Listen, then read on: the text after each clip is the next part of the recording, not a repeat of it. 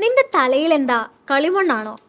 പലപ്പോഴും സുഹൃത്തുക്കളുമായും അല്ലാതെയുമുള്ള നമ്മുടെ സംഭാഷണത്തിനിടെ കടന്നു വരുന്നൊരു ഡയലോഗാണിത്. ആരെങ്കിലും എന്തെങ്കിലും തെറ്റു പറഞ്ഞാലാകും നാം ഈ ഡയലോഗ് ഉപയോഗിക്കുക. തലച്ചോറിന് പകരം കളിമണ്ണ് എന്നതുകൊണ്ട് ഒരാളുടെ ബുദ്ധിശൂന്യതയാണ് സൂചിപ്പിക്കുന്നത്. പക്ഷേ ബുദ്ധി മാത്രമല്ല, നമ്മുടെ ശരീരത്തിലെ ഒട്ടുമിക്ക പ്രവർത്തനങ്ങളെയും ഏകോപിപ്പിക്കുന്നതും നിയന്ത്രിക്കുന്നതുമൊക്കെ തലച്ചോറാണെന്ന കാര്യം എല്ലാവർക്കും അറിയാവുന്നതാണ്. എന്നാൽ നമ്മുടെ ശരീരത്തിൽ രണ്ടാമത്തെ തലച്ചോർ എന്നറിയപ്പെടുന്ന ഒരു ഭാഗമുണ്ടെന്ന കാര്യം നിങ്ങൾക്കറിയാമോ? ദഹനനാളത്തെ നിയന്ത്രിക്കുന്ന ന്യൂറോണുകളുടെ സങ്കീർണ ശൃംഖലയായ എൻഡറിക് നാഡീവ്യവസ്ഥയെയാണ് ഇത്തരത്തിൽ രണ്ടാം തലച്ചോർ എന്ന് വിശേഷിപ്പിക്കുന്നത്. തലച്ചോറും സുഷുമ്ന നാഡിയും ഉൾപ്പെടുന്ന കേന്ദ്ര നാഡീവ്യൂഹത്തിൽ നിന്ന് സ്വതന്ത്രമായി പ്രവർത്തിക്കാൻ കഴിയുന്നതിനാലാണ് ഇതിനെ രണ്ടാം തലച്ചോർ എന്ന് വിളിക്കുന്നത്.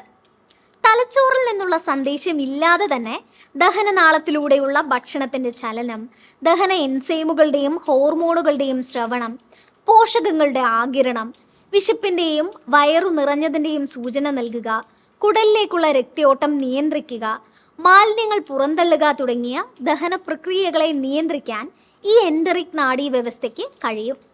ഇത് കൂടാതെ കുടലിലെത്തുന്ന പോഷകങ്ങൾ, വിഷവസ്തുക്കൾ, രോഗകാരികൾ എന്നിവയുടെ സാന്നിധ്യം കണ്ടെത്തി അതിനനുസരിച്ച് പ്രതികരിക്കാനും ഇതിന് കഴിയും.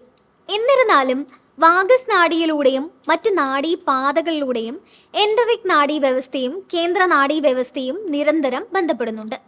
ഗട്ട് ബ്രെയിൻ ആക്സിസ് എന്നറിയപ്പെടുന്ന ഈ ആശയവിനിമയ പാത കുടലും തലച്ചോറും തമ്മിലുള്ള വിവരങ്ങളുടെ കൈമാറ്റം അനുവദിക്കുന്നു. ഇത് മാനസികാവസ്ഥ, അറിവ്, പെരുമാറ്റം എന്നിവയെ സ്വാധീനിക്കാൻ സാധ്യതയുണ്ട്. എൻഡറിക് നാഡീവ്യവസ്ഥയിൽ ഏകദേശം 500 ദശലക്ഷം ന്യൂറോണുകൾ അടങ്ങിയിരിക്കുന്നു. ഏതാണ്ട് ഇത്രയും എണ്ണം ന്യൂറോണുകളാണ് സുഷുമ്ന നാഡിയിലും കാണപ്പെടുന്നത്.